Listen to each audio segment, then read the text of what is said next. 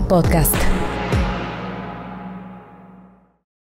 Medicina con M de Mujer está estrenando casa y yo no puedo estar más feliz que trasladar esta idea de hablar de las mujeres como cuidadoras, como trabajadoras del sector, como pacientes y cómo afecta esto a toda la sociedad y no solamente a ellas, que en este extraordinario grupo que es Grupo Imagen estoy honradísima de esta nueva etapa y nadie mejor para acompañar este primer episodio que a una amiga muy querida y alguien que admiro muchísimo, Jessica Morena. Yo soy Juana Ramírez y hoy vamos a hablar con ella en Medicina con M de Mujer.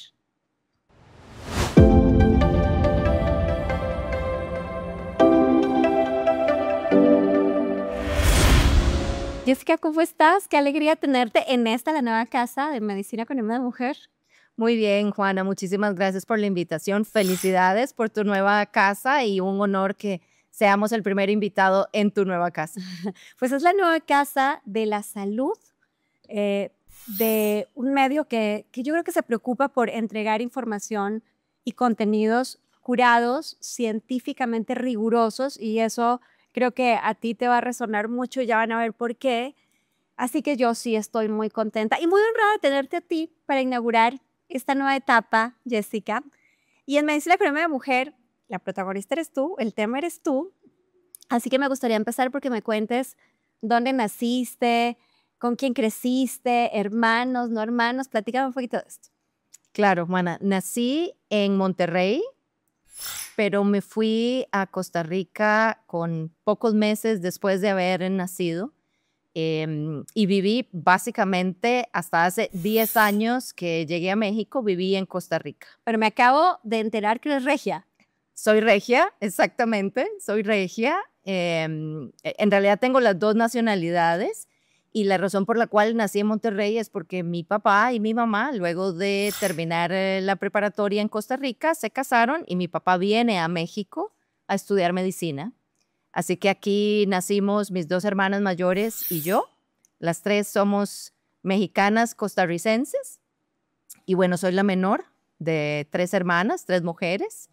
Padre ginecobstetra, entonces rodeado de mujeres todo el tiempo.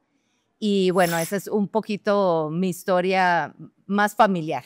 ¿Y tu padre hace parte de esa inspiración de por qué decidir luego también estudiar medicina o no? ¿Qué te empujó?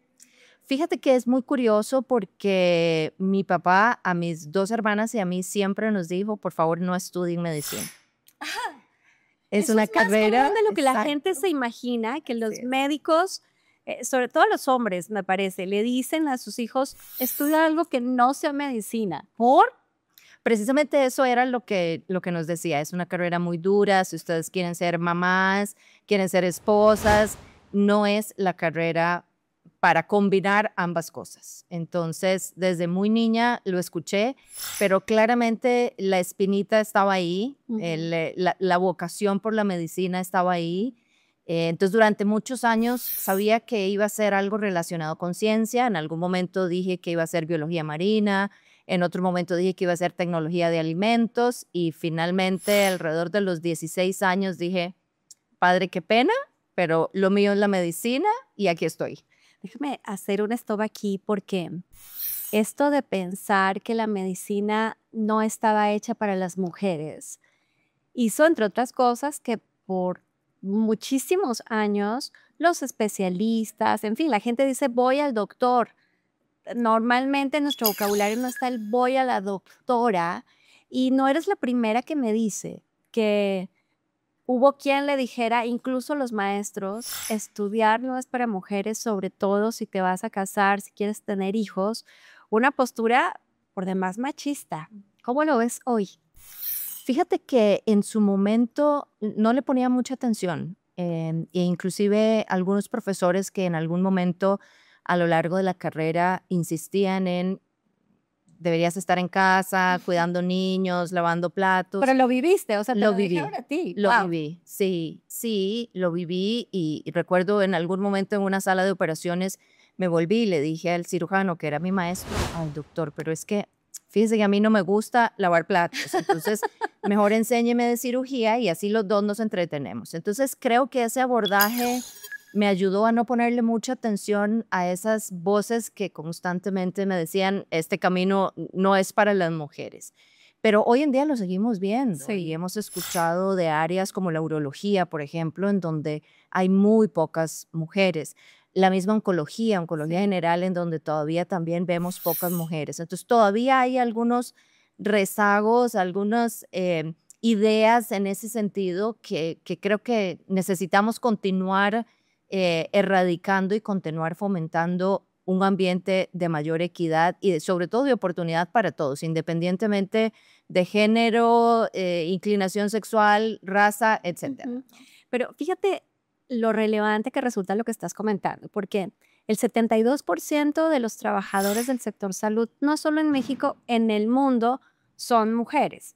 Y estas mujeres que hoy, además, es mayoritaria la matrícula femenina en medicina, ya son más las mujeres que están haciendo una especialidad que los hombres. Todavía no son más los especialistas que están ejerciendo la clínica, pero pareciera que esa tendencia va a cambiar de forma muy rápido y sin embargo las posiciones de liderazgo siguen siendo mayoritariamente masculinas, ¿no? O sea, apenas el 6% de las posiciones de liderazgo están ocupadas por mujeres en el sector salud. Por eso es tan relevante que role models como tú se hagan visibles e inspiren a que otras mujeres ocupen esas posiciones. Pero regresemos a tu historia. Y entonces terminas medicina con mucha rebeldía, ya vi.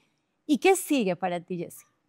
Mira, cuando terminé la escuela de medicina, como la mayoría de nosotros, a todos... La especialidad. Exactamente. A todos nos inculcan, tienes que hacer una especialidad. Y sobre todo, la especialidad que a mí me gustaba era la misma que tenía mi papá. Tu papá. Quería ser ginecobstetricia, pero nuevamente esa vocecita de te llaman a cualquier hora de la noche, cualquier día, el bebé no espera para nacer, ¿estás segura? Y bueno, aún así me fui a hacer servicio social en la zona rural en Costa Rica. Seguía con la intención de hacer residencia hasta que, terminando mi servicio social, regresé a la capital y un día me invitan a participar en un proceso para ser monitora clínica de un estudio de vacunas. En aquella época, te estoy hablando hace 23 años, no se hablaba mucho de investigación clínica, no se hablaba mucho en el área de medicina, tampoco de la industria farmacéutica.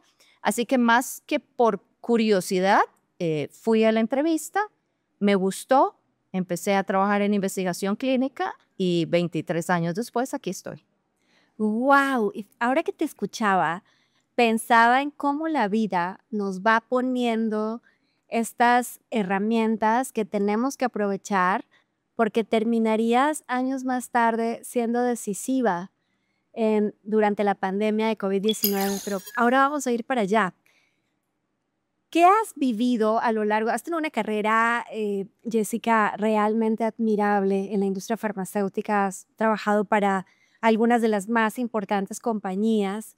Además, en investigación, y me gustaría que le contaras a la gente qué es lo que se hace en investigación farmacéutica y por qué es importante, para que pasemos luego a que me cuentes cómo viviste, particularmente la pandemia, ya estando en una compañía que fue decisiva en esos momentos, que es Pfizer. Pero antes de ir a Pfizer, cuéntame cómo ha sido esta experiencia tuya en investigación científica. Sí, fíjate que pues hace 23 años nadie tampoco nos hablaba mucho en la escuela de medicina de qué era la investigación. Así es. La investigación clínica. Entonces, como te comentaba, por curiosidad fui a la entrevista, no tenía muy claro tampoco qué era, pero era vacunas en niños recién nacidos, niños sanos. Yo tenía la intención de hacer ginecobstetricia, entonces lo sentí muy cerca a lo que quería. Ajá. Empecé en la industria y básicamente lo que hacíamos era, teníamos un protocolo de investigación que nos establecía claramente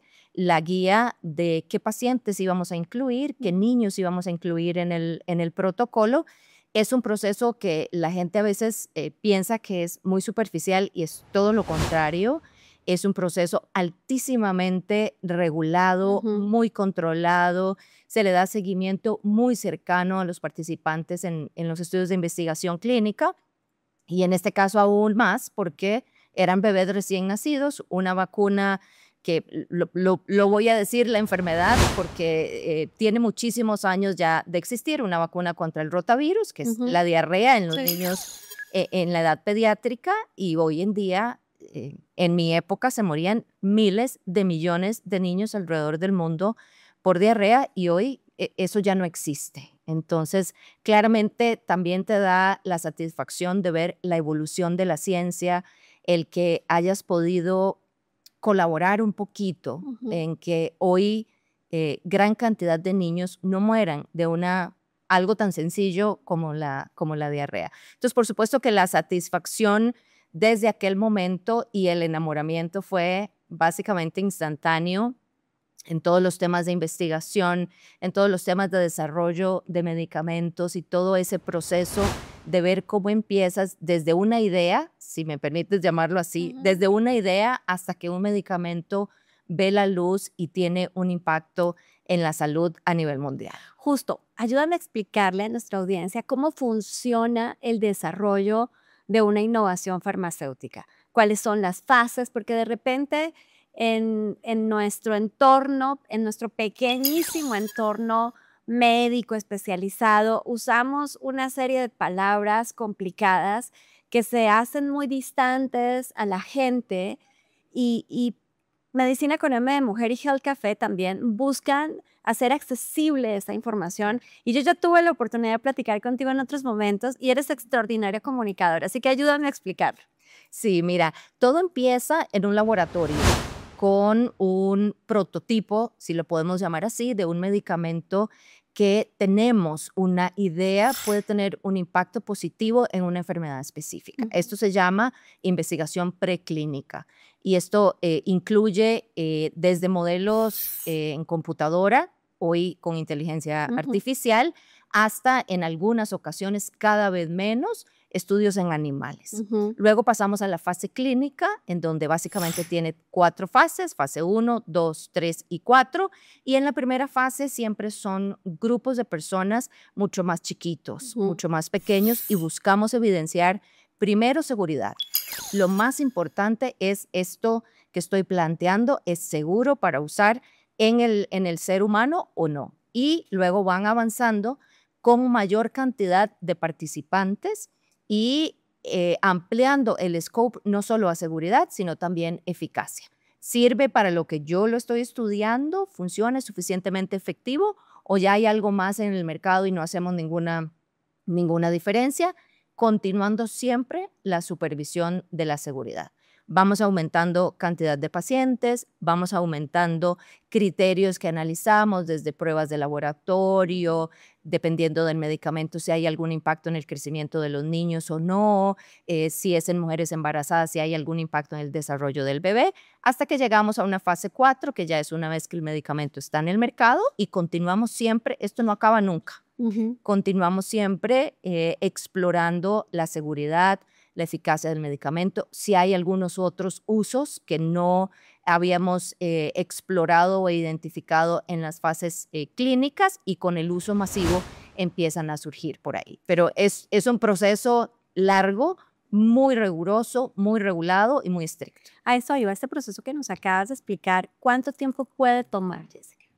Mira, depende mucho del medicamento y depende de la población en la que le estemos probando, pero ronda alrededor de 10 a 15 años, desde las fases preclínicas hasta las fases clínicas y ya la comercialización. Hay una idea, bueno, 2 de las que quiero platicar contigo en muchas personas que creo que es el resultado de la falta de información y por eso estos espacios son tan relevantes. La primera idea es medio conspiracionista y entonces es la industria farmacéutica casi se inventa las enfermedades para poder poner una cura en la mesa y nos acabas de explicar que al revés, hay un problema de salud y a ese problema de salud hay un grupo de científicos diciendo qué podemos hacer o para resolverlo o para curarla o para tratarlo o para impactar la calidad de vida de las personas. ¿Cuántos productos, cuántas ideas se pueden quedar en ese proceso clínico que finalmente no salen a la luz? Muchísimas. La respuesta, lamentablemente, porque quisiéramos tener muchísimas más opciones terapéuticas para los pacientes, pero muchísimos de estos proyectos se quedan en ese proceso, precisamente porque vamos poco a poco y paso a paso definiendo ¿es seguro, es eficaz o no? Y si la respuesta, por un detalle muy chiquito que sea, es no, el desarrollo se detiene y no continuamos. Entonces, sí se quedan muchos productos en el camino, en el proceso, sobre todo es un camino largo, te decía 10 a 15 años, y se pueden caer, no sé, de 100 productos, digamos que el 20-30% de ellos se caen en el proceso. Wow. Y la otra idea es este tema de las vacunas y de la gente que todavía está pensando si es buena idea vacunarse o no, si es buena idea vacunar a los niños o no. ¿Cuál es tu posición al respecto? Mira, la vacunación es la intervención de salud pública más redituable que existe en el mundo. En el mundo. No estamos hablando solo de Latinoamérica o solo de la compañía para la cual trabajo. En todo el mundo, con cualquier enfermedad que hayamos visto para la cual existe una vacunación, es la intervención de salud que más retorno tiene. Esto significa, obviamente, después del acceso al agua potable, que es obviamente el número uno. Esto significa que las vacunas son impresionantemente seguras, impresionantemente eficaces, efectivas, y precisamente es lo que buscamos hoy en día. Si podemos evitar que un niño o un adulto termine en un hospital o fallezca por una enfermedad, por una inyeccióncita, que es una vacuna, me cuesta mucho creer cómo alguien puede pensar o decir no, mejor no me vacuno.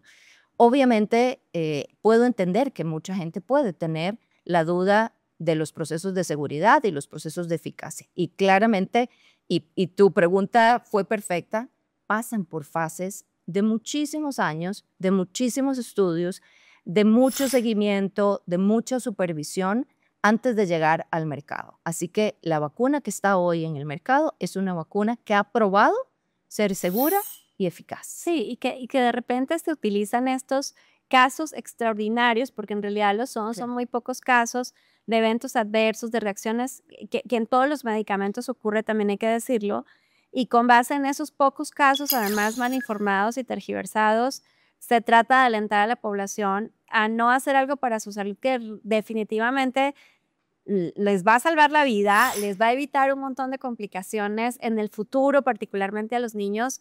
Así que bien importante dejar el mensaje de la vacunación. Y justamente hablando de eso, te conocí hablando de vacunas ya en la posición que hoy tienes en Pfizer. Cuéntanos un poco de qué se trata esto de ser vicepresidenta, porque estoy con gente importante, déjenme decirles, de asuntos médicos, dije lo correcto, para América Latina de Pfizer.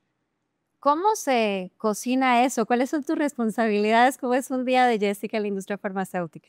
Mira, mis responsabilidades hoy incluyen a todos los países de Latinoamérica, con excepción de Brasil.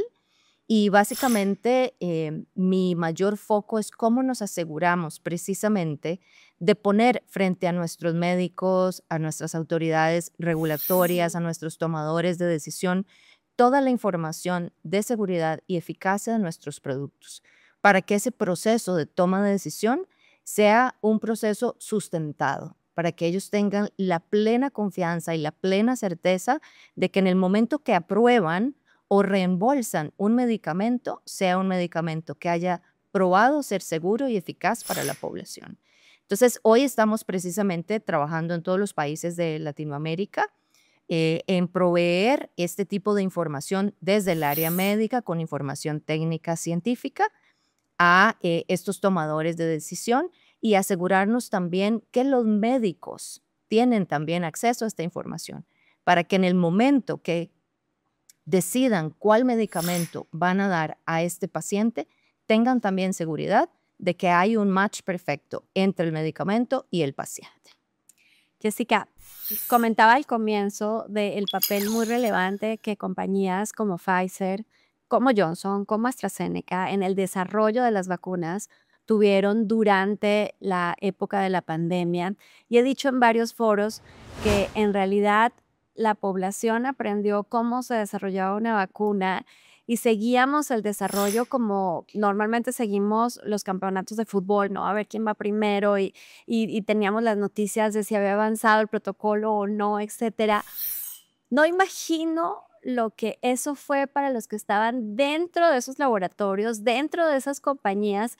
Tú en el área médica particularmente, en Medicina con M de Mujer, tuve la oportunidad de platicar con Connie Lozada, que en ese momento era la CEO de Pfizer, y de seguir ese proceso emocionante en el que ustedes realmente fueron grandes protagonistas. Así que cuéntame tu versión de los hechos de esos días, de esos momentos. Sí, Juana, fue un trabajo arduo, intenso, pero con muchísima satisfacción el ver cómo finalmente, y hace un rato te decía que desde muy niña tenía la espinita de estudiar medicina. Creo que este momento de la pandemia fue el cáliz de mi carrera, el poder hoy en día decir, colaboré. Ajá. Colaboré en poner la vacuna que erradicó o que está en el proceso de controlar el virus del COVID, ponerla a disposición de millones de personas en el mundo. Ahí es donde uno dice, valió la pena. Pero cuéntame cómo fue, cómo eran esos días, estabas en tu casa, iban a la oficina, cómo lo vivieron desde dentro, cómo fue, porque además las primeras vacunas para COVID que aterrizaron en América Latina, aterrizaron en México y eran vacunas de Pfizer. ¿Cómo fue eso? Mira, estábamos desde casa, estábamos todos trabajando desde casa. Teníamos llamadas con tomadores de decisión muy relevantes del gobierno todos los días, múltiples veces al día, trabajos de coordinación a lo interno también de la organización, asegurándonos que la información que salía de los estudios clínicos y de los análisis que se estaban haciendo llegaba de manera inmediata a nosotros y de nosotros de manera inmediata también a los equipos del gobierno, de la Secretaría de Salud, de la Secretaría de Relaciones Exteriores, a los médicos, y esa conversación, esa conexión era continua, inclusive en la preparación previa de la llegada de la vacuna. Tuvimos que entrenar al personal médico que iba a aplicar, iba a participar en las jornadas de vacunación. Tuvimos que trabajar muy arduo con COFEPRIS en proveer y discutir toda la información que traíamos, pero al mismo tiempo todo esto estaba sucediendo en todo el mundo. Y déjame darte también un tema personal que para mí fue francamente complejo. Mi papá estaba hospitalizado en Costa Rica con COVID.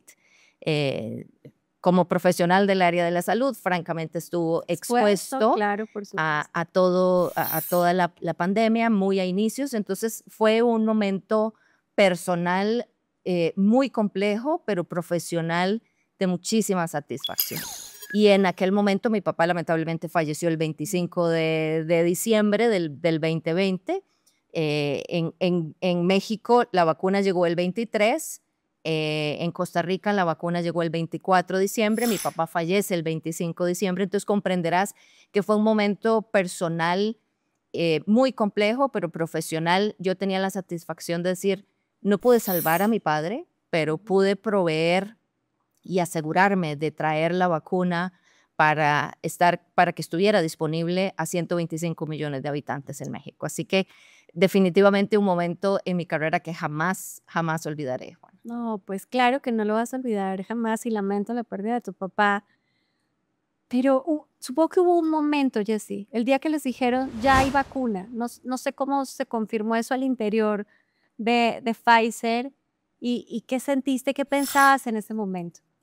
Fíjate que de hecho hay un video del CEO de la compañía en donde le están avisando que los resultados finales del estudio de la vacuna eran positivos. Sí. Y obviamente hay gritos en la sala Wow. de felicidad, de satisfacción, de angustia, de más bien también decir, ok, celebremos 30 segundos, pero ¿cómo hacemos para poner la vacuna rápido en cada uno de los países? Fue muy similar acá en México. Además, éramos puras mujeres trabajando en el equipo interno, entonces comprenderás que mucha emoción, hubo gritos, hubo llanto, pero también ese compromiso de, ok, nos movemos al siguiente paso. Tenemos que poner esta información rápido a disponibilidad del gobierno, a disponibilidad de los médicos, cómo traemos la vacuna, cómo entrenamos. Y fue una celebración instantánea, muy profunda, muy intensa, pero sabíamos que teníamos la responsabilidad de continuar con ese siguiente paso. Y ahí no terminó, porque luego aparece el tratamiento, que era el paso final para pensar en que se convierte en una enfermedad como otras, que los profesionales de la salud pueden prevenir a través de la vacuna y tratar a través del medicamento. ¿Cómo fue ese siguiente paso? Sí, fíjate que con la vacuna, el antiviral vino un poquito más tarde. Sí. Con la vacuna sabíamos que había personas que no podían ponerse la vacuna en un momento específico o que tenían alguna contraindicación específica para recibir la vacuna. Así que continuábamos con la responsabilidad de, ok, ¿qué hacemos con estas personas? Empezamos a trabajar en el antiviral. El antiviral viene un poco más tarde y ahí teníamos el complemento de aquellas personas que a pesar de haberse vacunado, porque como cualquier medicamento sabemos que no es infalible, que a pesar de haberse vacunado había personas que tenían la enfermedad y teníamos esa siguiente opción. Entonces el compromiso de Pfizer fue, no nos quedemos solo aquí, vamos un poco más allá para estas personas que no pueden vacunarse o aquellas personas que a pesar de vacunarse también tienen la enfermedad y sobre todo para aquellos grupos de alto riesgo que fueron la población más impactada en aquel momento, Sí. los adultos mayores, las personas con otro tipo de enfermedades más serias. Entonces, ese proceso fue el continuar dando una solución para un problema al que definitivamente ninguno de nosotros estaba al 100% preparados. Literalmente reactivaron el mundo, Jessica. Pero bueno, me dijiste al comienzo que te dijeron que no estudiaras medicina porque no te ibas a casar, porque no vas a tener hijos y ahí vas y dices, pues eso quiero. ¿Te casaste? ¿Tienes hijos? Sí, estoy casada, tengo 24 años de casada. Wow. Y tengo una hija de 22 años que también estudia medicina, así que, pero juro que a ella sí, nunca le dije que no estudiara. No. Yo creo que sí la influenciaste porque pues no imagino lo que debe ser tener una mujer como tú en casa, una imagen de alguien que puede convertirse en la líder que eres, pero que seguramente en tu casa también tienes los espacios y los tiempos necesarios para atender esa otra parte de ti. Definitivamente los buscamos. El balance vida-trabajo es crucial para nosotros las mujeres y para cualquier ¿Pero sí persona. existe el balance, Jessica? Totalmente. Sí existe, en tu caso tú dices que sí. Sí, y Ok. firmemente no es sencillo Ajá. encontrarlo y buscarlo, ni tampoco es sencillo darse cuenta cuando no estás en ese balance. Pero creo también que esa perspicacia femenina nos manda alertas de claramente no estás donde deberías estar, hagamos un alto y redireccionemos el camino, pero definitivamente se logra. Yo contigo puedo hablar durante horas, pero quisiera antes de cerrar que le hablaras a las mujeres, porque Medicina con M de Mujer es un podcast que ven muchas mujeres que trabajan en la industria farmacéutica, muchas mujeres profesionales de la salud y las responsables del cuidado de la salud que en el mundo pues somos todas. ¿Cuál sería tu mensaje para ellas a partir de esa vida fantástica tuya y del ejemplo y de la experiencia? ¿Qué les dirías? Mira, creo que lo primero que les diría es, no hay sueño imposible, todos los sueños son alcanzables. ¿Dan miedo? Sí, por supuesto, pero si no da miedo, no es suficientemente grande para cada uno de nosotros. Pues bueno, con este mensaje poderosísimo, les pido hoy a Jessica Moreno, vicepresidenta de Asuntos Médicos de Pfizer. Jessica, muchísimas gracias por aceptar nuestra invitación y por inaugurar Medicina con M de Mujer en esta nueva casa de Grupo Imagen. Gracias a ti, Juana, y muchas gracias por estos espacios y por ser también un ejemplo para todas nosotras las mujeres. Muchas gracias. Y ustedes recuerden que nos vemos en 8 días con otro episodio en Medicina con M de Mujer. Esta es una producción de Excelsior Podcast. Derechos reservados. México 2025.